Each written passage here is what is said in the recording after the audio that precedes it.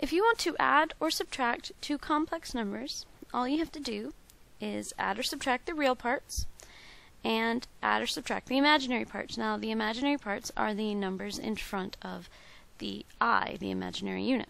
Okay? So, for example, if I have this problem here, I'm adding two complex numbers. So all I have to do is add the real parts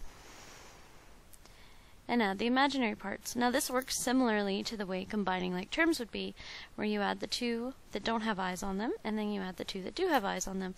So 3 plus 12 is 15, so that's the real part of my result, and 2i plus 6i would be 8i, where you just add the numbers in front of the eyes.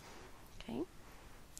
So similarly, if I wanted to add this, I would just add 1 and negative 1, which would give me 0, and I add negative 4i and negative 3i, which would be negative 7i. Now you don't have to write the 0, so you can just write it as negative 7i. So this would be a pure imaginary number. Okay. Now if you want to subtract, what you want to do is make sure that you distribute the negative to each of the pieces, each of the parts of the second complex number. So this would be the same thing as 7 plus 5i minus 8 minus 6i. Okay, and then you add, or you combine these as if they were like terms. So 7 minus 8 is negative 1, and 5i minus 6i is negative I.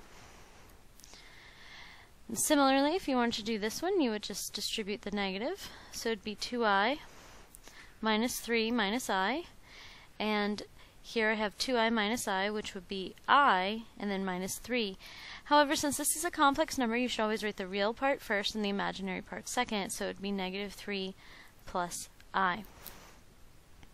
Okay. Now with this one, I don't need to distribute anything because there aren't any parentheses after the minus sign. So I just need to do 2 minus 6, which is negative 4, and then plus 5i.